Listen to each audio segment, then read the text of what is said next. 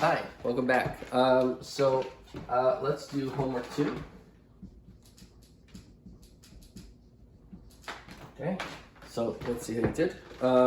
So for 1.4.5, number 1, the first section, let A and B be mutually exclusive events with the probability of A equals 0.35 and probability of B equals 0.15. Find the probability of A union B. Okay, well, the probability of A union B, where A and B are mutually exclusive events, is the probability of A plus the probability of B. That's only if A and B are mutually exclusive. And so then that's equal to, from the given, 0.35 plus 0.15, which is 0.5. So the answer is 0.50. For part B, you want to find the probability of A prime. So the probability of A prime is equal to 1 minus the probability of A. That's equal to 1 minus 0.35, which is 0.15. Okay. And then the other ones are, so let's do D. Probability of A prime union B prime. So it's not A or not B.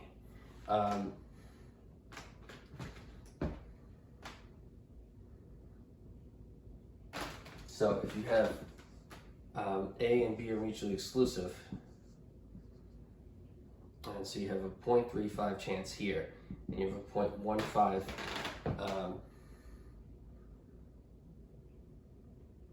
here. So actually, A intersection B prime is equal to A prime union B prime. A intersection B, they're mutually exclusive, so this is the empty set. So the complement of the empty set is the entire space. So A prime union B prime is all of S. It's the entire sample space. So this is the probability of the entire sample space. It's just 1. So that's 1D. Okay. So let's look at another problem.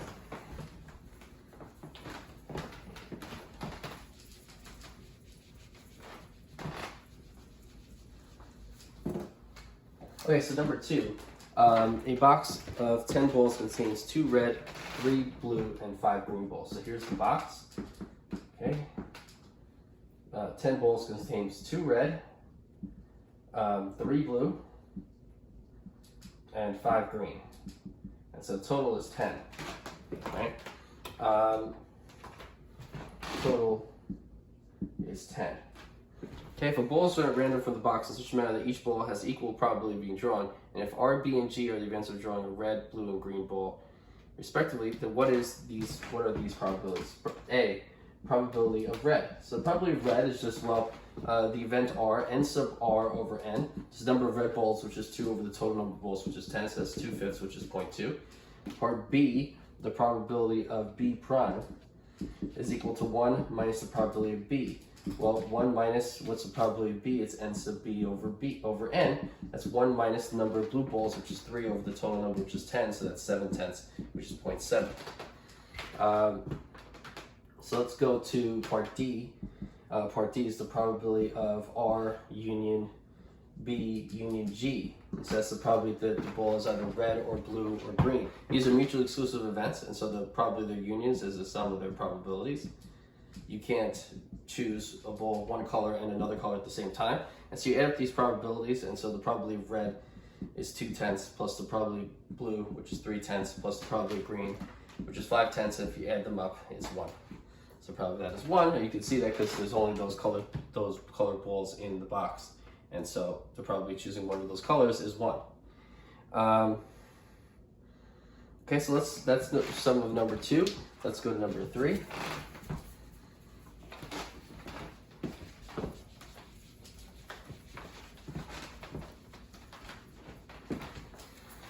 Okay, so for number 3, a sample space S consists of 25 equally probable sample points. If n sub A is 10, n sub B is 15, n sub C is 8, n sub AB is 5, n sub AC is 3, and n sub BC is 5, and n sub ABC is 1, find these following probabilities. So on the sheet you have this probability. So we want to find the probability of A. So let's draw a Venn diagram. So you have the set A, you have the set B, and you have the set C. So there's 25 in total. So let's call this capital S. There's 25 points in total. There's 10. So how many are in all 3? Let's focus on that first. There's 1 that's in A, B, and C. There's 5 that's in B and C. So that means there's 4 here and 1 there to add up to 5. The number in A and C is 3, so there's 2 here and 1 here in order to add up to 3. The number in A is 10, so that's 3, so this, wait, not yet. The number in A and B is 5, and so that has to be 4. Okay, and so now the number in A is 10, and so there's 7 already here, so there's 3 more there. The number in B is 15, there's 9 here, so there's 6 there. And then there's 7 already here, and the total for C is 8, so there's 1 additional one there. And so those are the amounts in each space. And so if you add these up, you get 1, 5, 6, 8, 14, 18, 21. There's 21 in at least, there's 21 there. And so if there's a total of 25, there's 4 outside of the 3 circles. And so that's how many is in each region. So the probability of A is the probability that's in A, which is 3 plus 2 plus 1 plus 4, which is 9. 9 out of the total 25. There's 25 in the entire space. 9 out of 25 is 36 out of 100, and so that's 0.36. Okay, the probability of A, B prime, this probability of the point is in A and not in B. So if it's in A and not in B, it's in circle A and not in circle B. So there's only 5. 3 plus 2, 5. 5 out of the total 25 that are in that region. The 5 out of 25 is 1/5, and that's 0.2. The probability of A prime, B prime is the point that's not in A and not in B. Well, if it's not in A and not in B, it's either here or one of those. So it's just 1 plus 4 is 5. So there's only 5 out of 25 that is in A prime, B prime. And so that's 1/5. That's also the probability of 0.20. Okay, let's do one more. Probability of A union B union C. It's a probability it's in A or B or C. Well, that's 1 minus the probability that it's not in A or B or C. So for me, because if it's not in one of these circles, it's only outside of them. There's only 4 there. So that probably is easy. It's just 4 out of 25. So 1 minus 4 out of 25 is 21 out of 25. And as decimal, it's 0.84. Okay, and so those are 4 of the answers for number 3. Okay, and so the hint was to draw a Venn diagram and count the sample points, and so that's what I wrote here for the solution. Okay, so that's number 3. Let's keep going.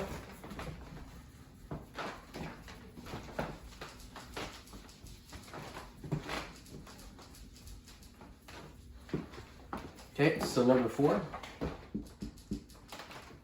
Okay, a card is drawn at random from a standard deck of 52 playing cards so that each card has an equal probability of being drawn. Find the probability of drawing each one. So part A is a black queen. Well, how many black queens are there? There's queen of spades and queen of clubs. There's 2 black queens. And so the probability of that, the probability of a black queen is 2 out of the total 52, which is 1 out of 26. Okay, part B is the probability of a 7, 8, or 9. Okay, well, there's 4 of each card in the deck. So there's 4 7s, 4 8s, and 4 9s. So in total, there's 12 of them. So that's 12 out of the total 52. And in simplest form, that's 3 over 13. Okay, part C is the probability of a red card. Well, half the deck is red, half the deck is black, right? So it's 26 over 52, which is 1/2. So the probability of a red card is 1/2. Part D, the probability of a black ace or a red queen. So these are mutually exclusive events. And so the probability of a black ace or a red queen is the probability of a black ace plus the probability of a red queen.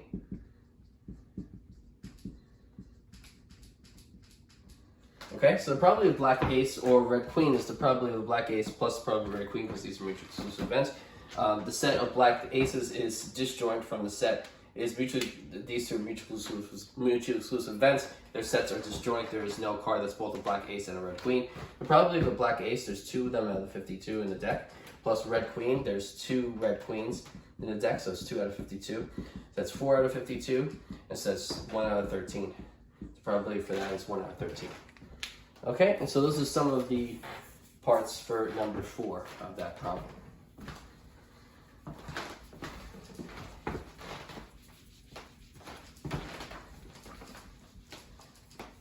Okay, number 5. In the simultaneous rolling of a green die and a red die, assume that all 36 possible simple outcomes are equally likely. Find the probabilities of the following events. So we have a red die and we have a green die. Red, 1 through 6. And then we have a green die, 1 through 6. So you have a red and green die. Green, then red. All right, put the green here first, and then red. Okay. Find the probabilities of the following events. So the probability of a sum of 7. So the probability of the sum of those two dice is 7. So the probability of the sum is 7. Well, how many ways could you get a sum of 7? You could get 1 then a 6, 2 then a 5, 3 then a 4, 4 then a 3, 5 then a 2, or 6 then a 1. So these are the only ways to get a sum of 7 in 2 dice rolls, and there's 6 ways. So it's 6 out of the total 36. That's equal to 1/6. That's equal to 0.167, based rounds to nearest thousand.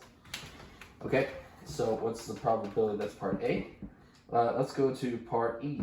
Let's find the probability of a double. A double is when the two numbers are the same. That's the only ways the two numbers can be the same: 1, 1, 2, 2, 3, 3, 4, 4, 5, 5, 6, 6. Or there's just 6 possibilities for the first one, the second one has to be the same. So that's 6 out of the total 36, which is 1/6 again, and that's 0.167 as a decimal. Okay, so that's part E. And so let's continue. So that's the idea for that one. So those are 1 through 5 of section 1.4.5. So let's look at the next section, which is 2.2.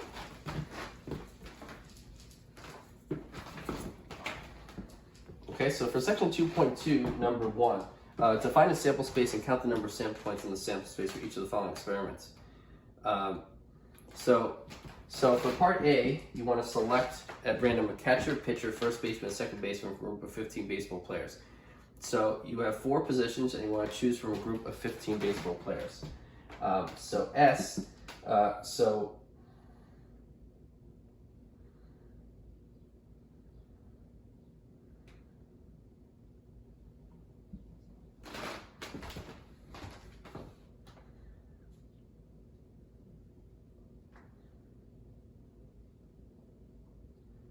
the capital S being the set of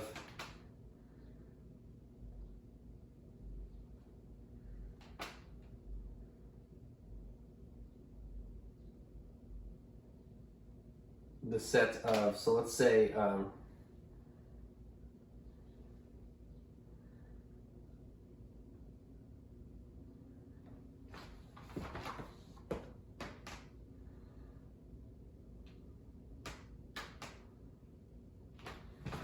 set of A, B, C, D, E. I'm going to define it in a weird way,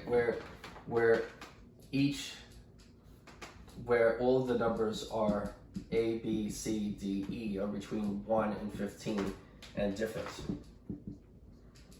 And so the numbers from 1 to 15 are the players. So for instance, 1 is player 1, 2 is player 2, 3 is player 3, and there's a total of 15 of them. And the first position is for the catcher. The second one is for who you choose for the pitcher. The third is for the first baseman. The fourth is catcher, pitcher, first baseman. Oh, so there's only 4. Okay, so the first one is for who you choose for catcher. The second one is who you choose for pitcher. The third one is who you choose for first baseman. And the fourth one is who you choose for second baseman. And so the letters A, B, C, D are between 1 and 15 inclusive. The number you choose and they're different. So A, B, C, D are all different. And so whatever number you choose in each position is whatever player of the 15 you chose for that position. Okay? And so you want to count the number of sample points. Well, there's 15 choices for who is a catcher. Then there's 14 people left to choose for a pitcher. Then there's 13 people left to choose for a first baseman. There's 12 people left to choose for a second baseman. And so that means 15 times 14 times 13 times 12. That's the size of the sample space. Size of sample space, capital S. Okay? So that's number 1, part A. So that's part of number 1. So let's look at number 2.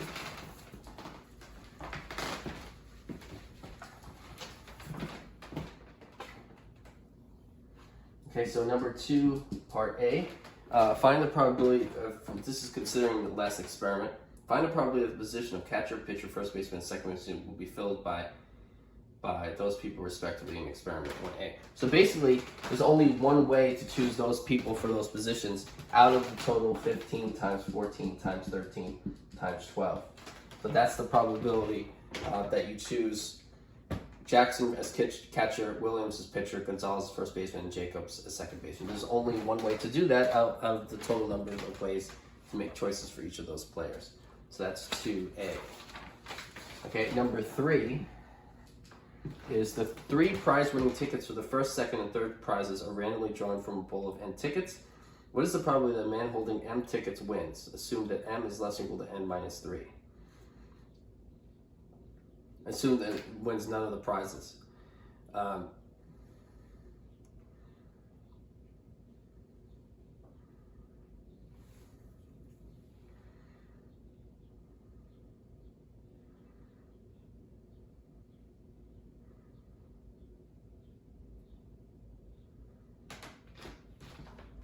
So the probability he would not win the first prize. Well, there's N tickets in total, right? And so there's N minus M ways that there's N minus M tickets that could be chosen that's not his ticket out of the total N. So that's the probability he doesn't win the first prize. Then after he doesn't win the first prize, one's already been chosen. So there's N minus 1 minus M left that he also couldn't win with out of the total N. And so that's probably he doesn't win the second prize. And then after there's already 2 taken away, there's N minus 2 minus M left that are not his tickets, and that would result in him losing again out of the total N. So that's the probability he would lose the third prize.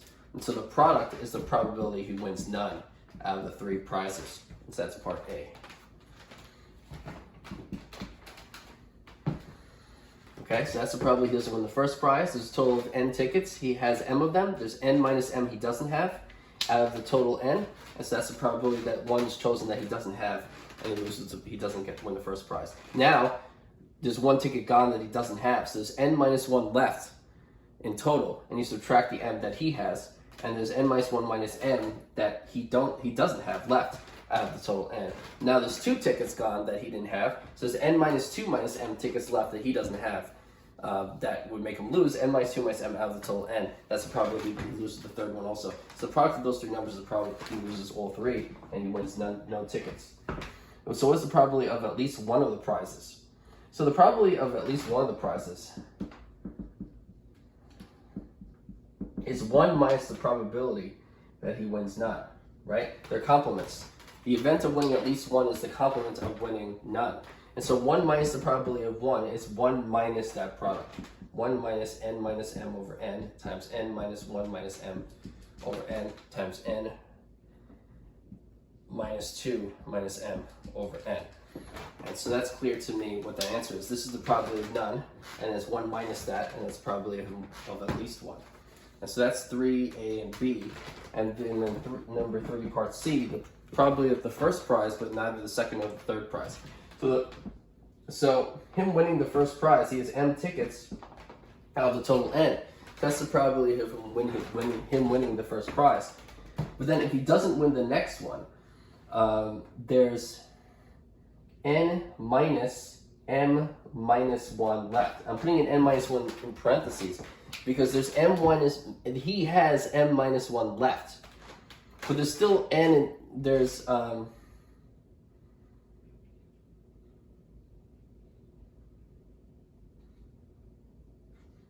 so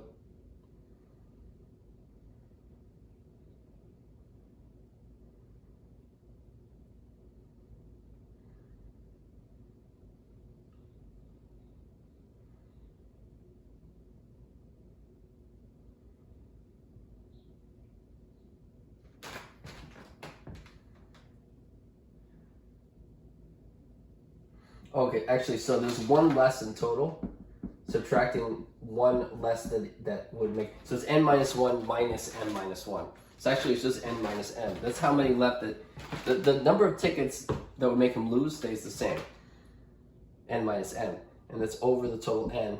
And then, if to lose again, he would have to, so this is N minus M. Now it's N minus 1 minus M. Because there's 1 less that would make him lose out of the total. Oh wait, so okay, so this is n minus 1 here, because there's a total of n minus 1 left, and there's a total of n minus 2 left there. That's n. The total is 1 less. That's n minus 1. That's n minus 2. Okay, and so this is n minus 1 here, and n minus 2 there. The total is now down by 1. And so that's the probability of winning the first prize. Winning only the first prize. And so that's the answer. Okay? And so we'll stop there. Okay, so again, there's a total of n tickets at first, but then the next time there's 1 less ticket, and then the time after that there's 2 less tickets. And so I have to put that here, here, here, and here. The rest is the same. There's n minus n tickets that would make them lose. There's then 1 less than that. There's then 2 less than that. But then here, there's m tickets that would make him win. But there's n minus m that would make him lose, and that number hasn't changed. I'm going to write this another way. That's right. I'm going to write that n minus m there. Also, the n minus m number doesn't change. The number of tickets that would make him lose is the same if he wins the first one, divided by 1 less total ticket. And then there's 1 less ticket that would make him lose, because he's going to lose again, and then over n minus 2 less total tickets. And so those are the answers to A, B, and C. Okay, so we'll stop there, and I'll see you next time.